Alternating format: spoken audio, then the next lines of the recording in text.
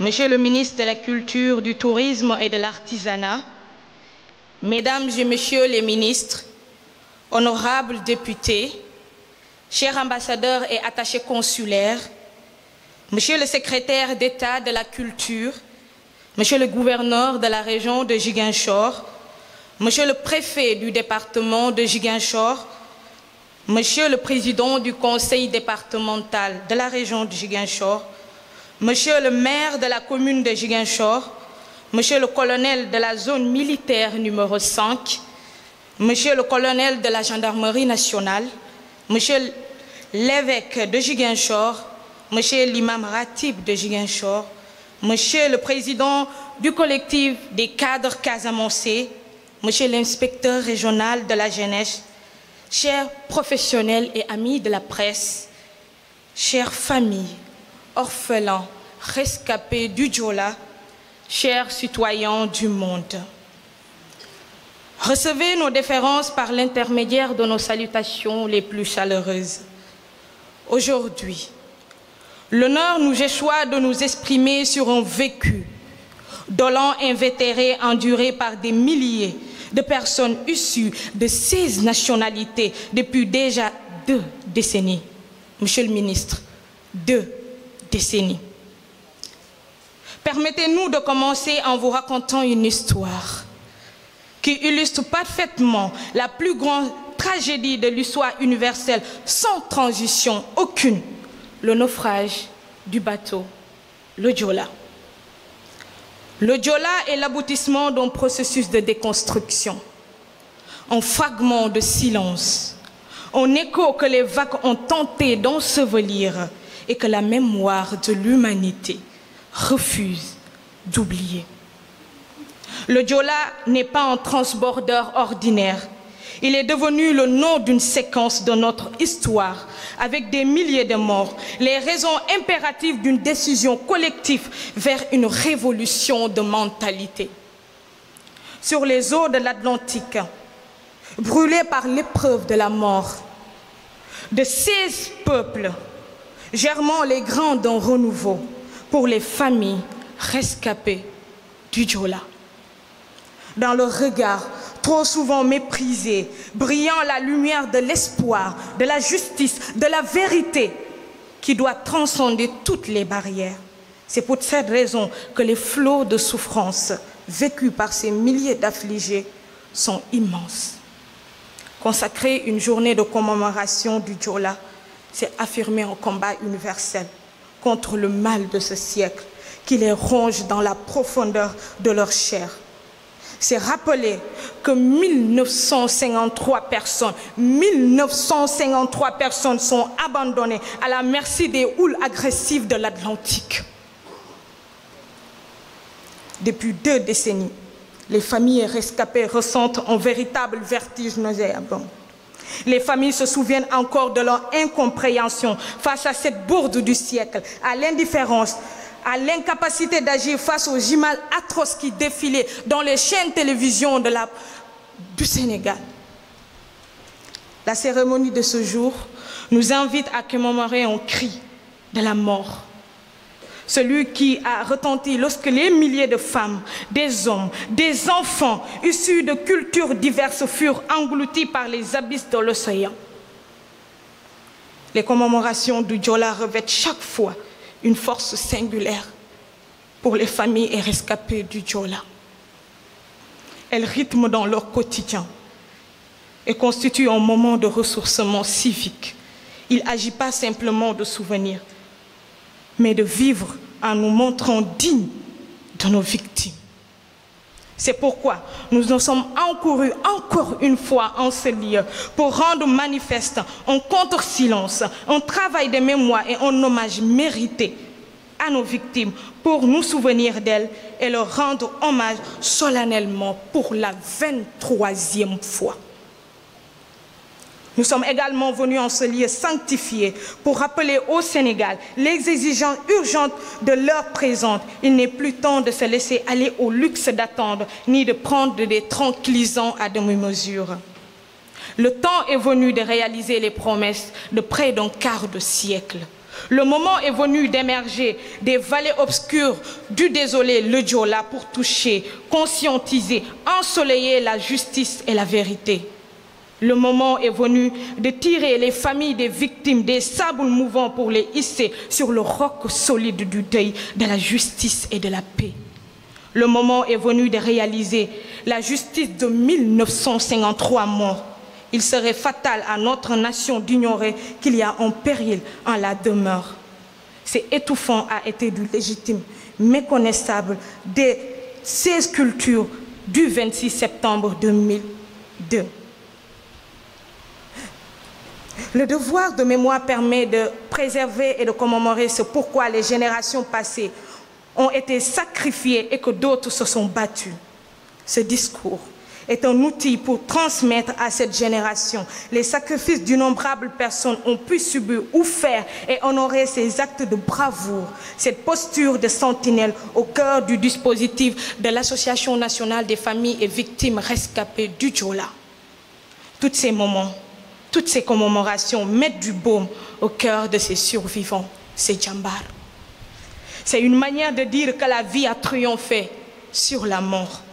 Commémorer, c'est aussi rappeler que quand un peuple a été réduit à l'oubli, la voix, la loi de la conscience porte toute tragédie qui est grande ouverte. C'est un cri de l'âme, de douleur, de souffrance fondée sur une vécue des milliers de personnes. Messieurs, dames, ici présentes, nous ne sommes pas là pour oublier, mais pour faire mémoire. Le respect de la mémoire, pour dire non aux vaines tentatives des effaceurs du Diola. La douleur la plus profonde est celle des effaceurs de ce naufrage. Sans mémoire, les familles ne peuvent pas guérir. Sans mémoire, un peuple ne peut pas s'élever. Sans mémoire, un peuple ne peut pas savoir qui il est vraiment. C'est précisément ce que nous attendons, nous les familles et victimes du Diola. Rendre la mémoire, c'est aussi rendre espoir aux familles pour leur permettre de surmonter le drame. La tragédie la plus profonde est que ce drame se justifie par une désinvolture, un non-respect de la vie et des droits humains. Il est temps de restituer l'honneur des victimes par la justice, car le courage de la vérité est une nécessité morale. Il est temps de rétablir la vérité sur cette tragédie, non pas comme un devoir, mais comme une obligation. Il est temps de mettre en place une prise en charge psychosociale, non pas pour satisfaire des doléances de l'Association nationale des victimes et rescapés du Diola, mais pour soigner les familles au bord de la rupture. Il est temps de prononcer au renouvellement à travers le retrait des ossements, non pas comme une exigence hostile, mais comme épargner les victimes de cette houle agressive pour permettre aux familles de faire enfin leur deuil. Il est temps. Il est temps de transmettre la douleur en énergie, de le transformer, la mémoire en collectif, car la paix, ce n'est pas l'absence de conflit, mais le respect de la mémoire et la présence de la justice. Ce que nous demandons, ce n'est pas une faveur, mais une reconnaissance, car nos propos sont témoins de notre histoire. Monsieur le Président de la République, Son Excellence Bassirou Diomaye Diakhar Faye, Monsieur le chef du gouvernement Ousmane Sonko, en ce moment de deuil et de recueillement, l'Association nationale des familles victimes et rescapées du Diola porte à votre attention la voix des familles et rescapées du Diola. Leur attente est profonde, celle de la vérité, de la justice et de la dignité dans ce contexte du Jubel Jubanti. Oui, Monsieur le Président, vous incarnez aujourd'hui l'espoir pour ces milliers de familles, pour ces 16 nationalités endeuillées, car la grandeur d'une nation se mesure par sa capacité de protéger la vie humaine, sa vie humaine, de reconnaître les drames vécus et de bâtir un avenir réconcilié avec son histoire.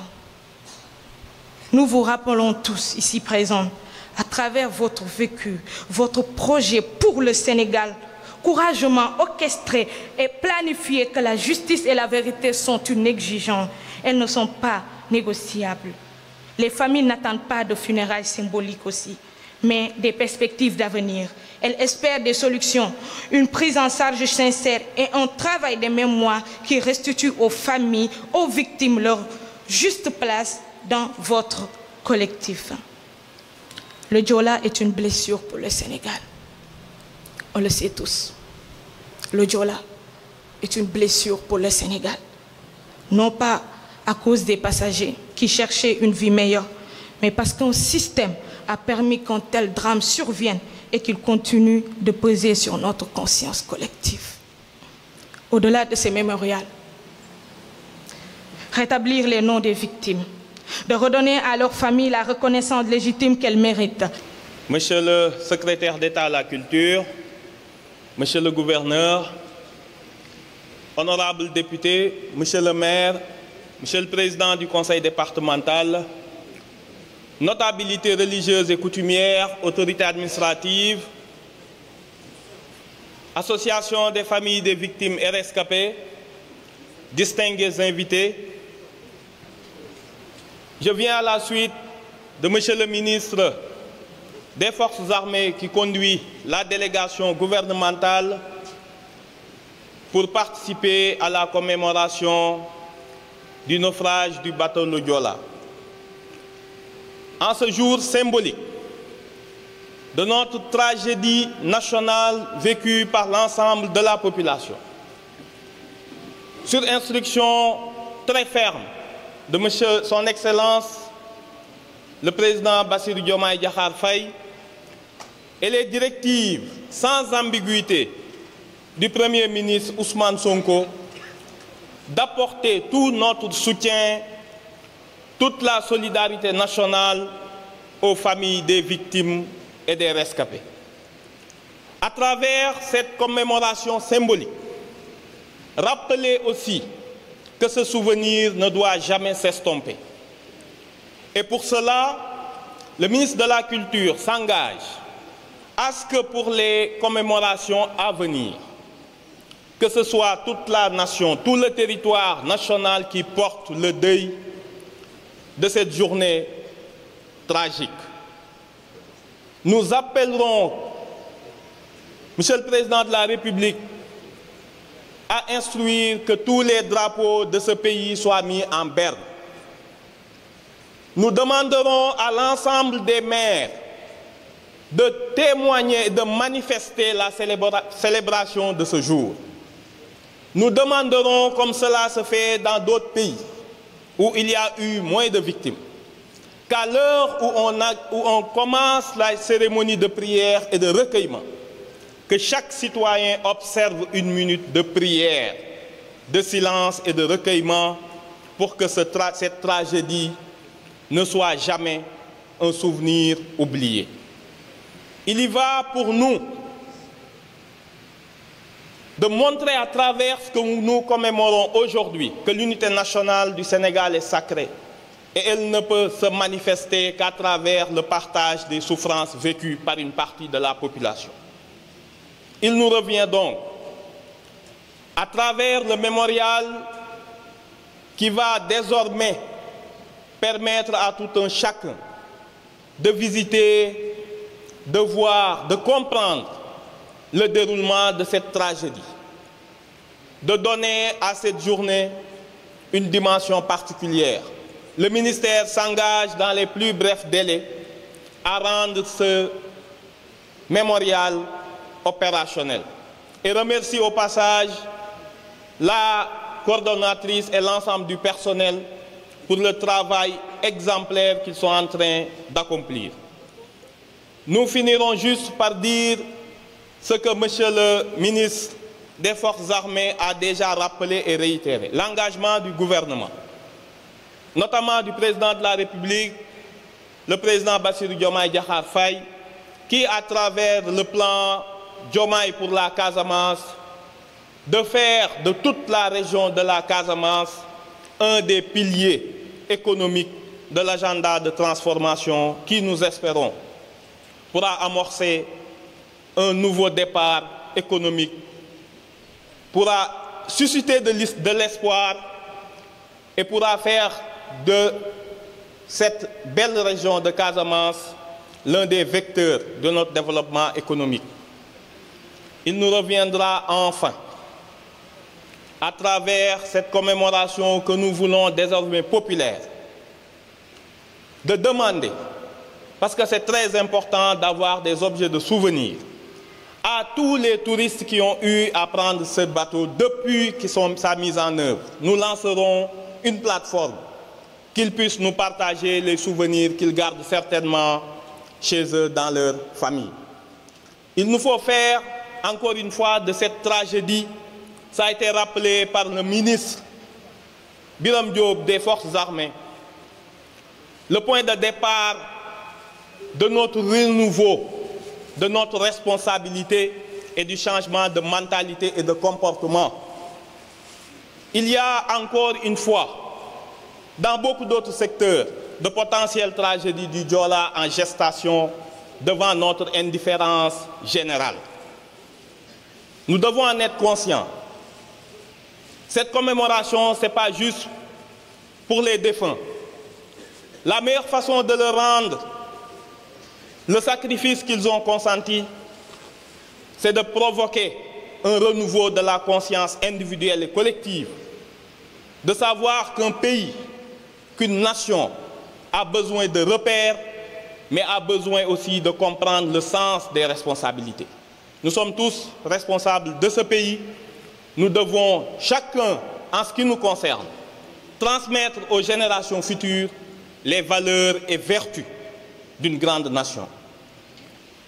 Je ne terminerai pas sans formuler mes prières pour que ceux qui ont perdu la vie puissent trouver le repos éternel et dire aux rescapés qui portent encore les stigmates sur leur corps et dans leur esprit que l'État les accompagnera pour une meilleure résilience, et dire aux familles éplorées, aux familles des victimes, que la solidarité à travers le ministère de la Culture sera examinée sous de nouveaux formats pour que vous ne vous sentiez jamais abandonnés.